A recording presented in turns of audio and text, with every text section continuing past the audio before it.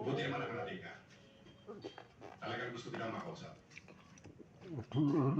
Babes, halika na muna, magbabad muna tayo. Sige, mauna ka na. Susunod na ako lang. Sige na nga, basta halika muna sa swimming pool. Sige, sandali lang. Binigay ko. Ano ba nangyari? Hindi ko ba nakalata na fake ang tao yun? Paano naman namin mahalata, boss? O wala naman nakakalam sa amin na may katambal pala sa malayo yun. Eh kung dito lang nakatira sa palipaligid yun, diyan nalalaman namin. At saka, boss, halos walang pinag-iba. Meron din, Major. Yung pag-inom-inom na tato ito, di ba ito naging dahilan kaya nagkaputuhan? Totoo bang hepe ng pulisya ng probinsya niya ang tao niya? Oo, boss. Ayon sa info, tiga Santa Marcela, Kalinga pa yun. Pulis probinsya? Siyaling, ha? Ang sabihin mo, Brondi! Brondi! Martin! Teka. Wala naman nakakatawa sa nangyari yun. Dapat nga, saludo ako sa siyo ninyo. Mabilis tayo napaliwanag at napaikot. Napulapot tayo ng gusto. Talagang magaling ang buka. Magaling.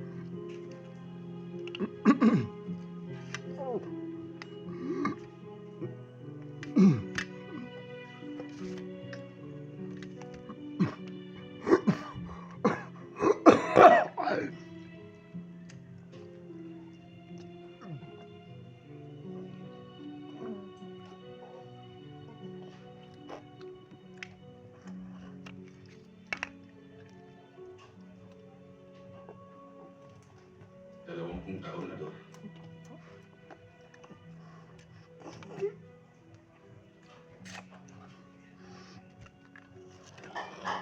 Mahigit 20 taon tayo nagkahiwalay. Ganito pa ang muntong lahat. Ang totoo na doon.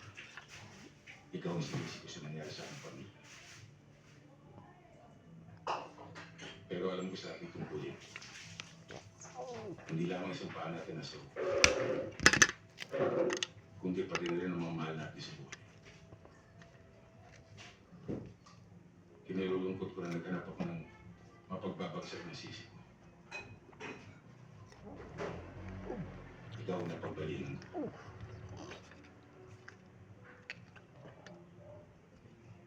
Pero Ador, pinangangako ko. Mangiibabaw pa rin ang kagaluhan.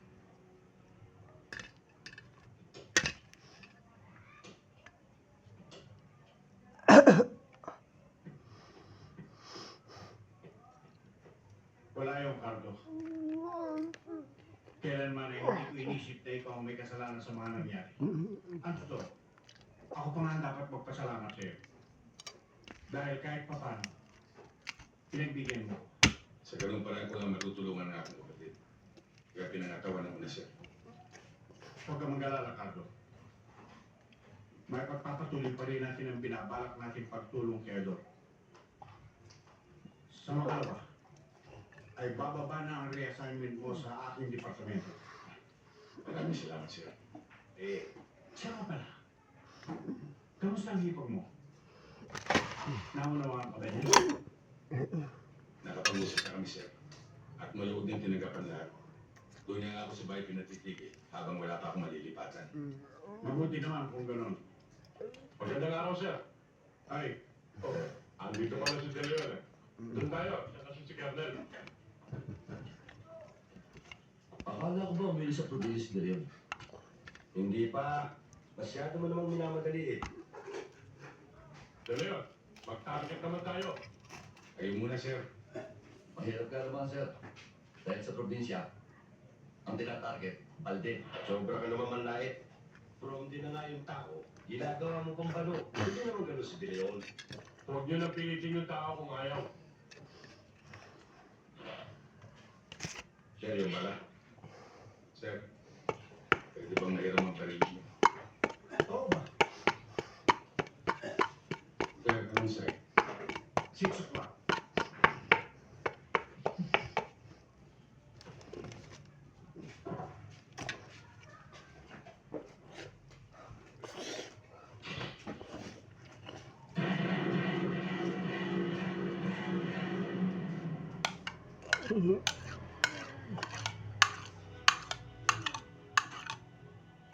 Salamat, sir.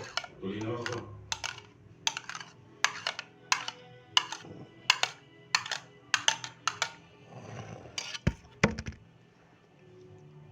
Oh, mga bata. Yun ang probdi. Sige, mag-practice kayo. Baka sakaling matuto kayo.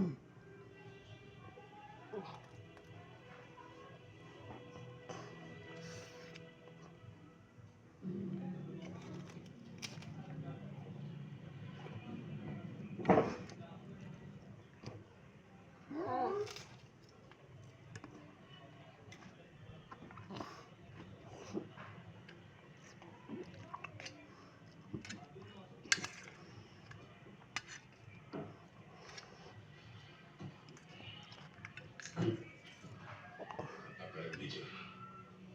Ano ka rin ito, De Leon? At bakit ako pinutito ka? Sa ganitong paraan lang kita mapipigla. Alam ko may kinalaman ka sa pagkamatay na aking kapatid.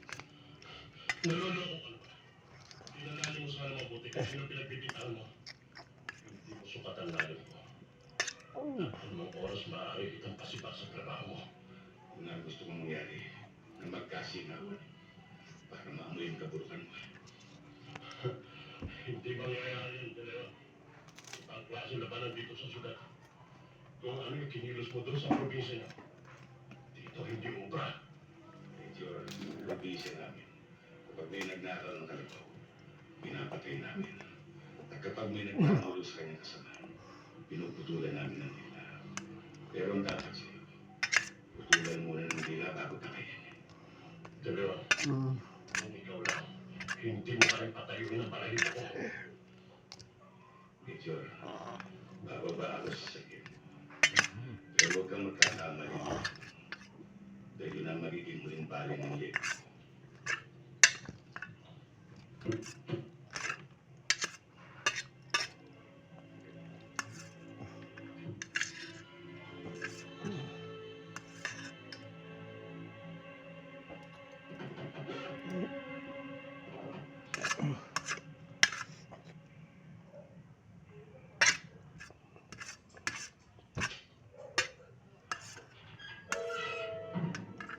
Maganda mo na mga bata.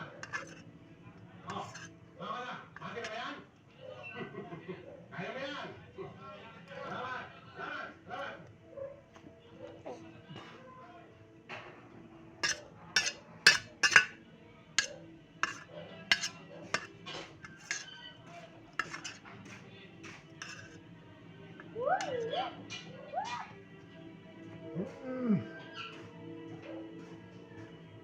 Ben, bago mo na yan, halili. Oh, wala nang problema. Ben, Eto, tama na. ito mo kayo medyo. Dahil may pabubura daw sila. Ano ba?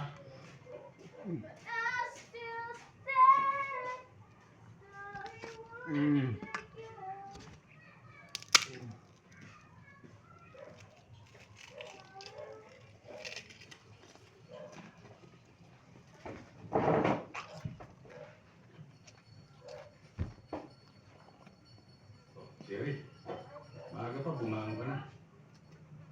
Eh, nung nagising po kasi ako, wala po kayo doon sa kwarto. Ay, Chong, ito po ba kayo, no? oo.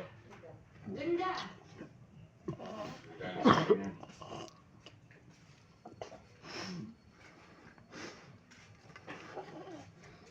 Chong, talaga po bang ayos kayo? Ay, Miriam! Oo, Jerry. Miriam! Eh, ano mo po? Wala na! Goyo? Madali na yung tutuluyan. Eh, bakit ba po kaya? Pwede naman po kayo dito. Huwag ka niya yung kwarto. Alam mo, Jerry, may mga bagay sa ngayon na hindi mo pa maintindihan. Maintindihan ko, Chong.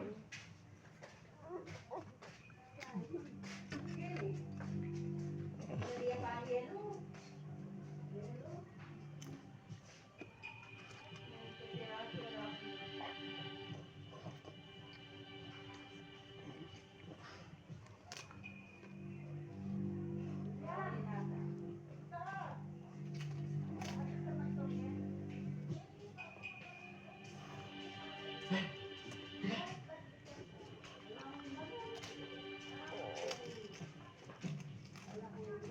May gising sa taas.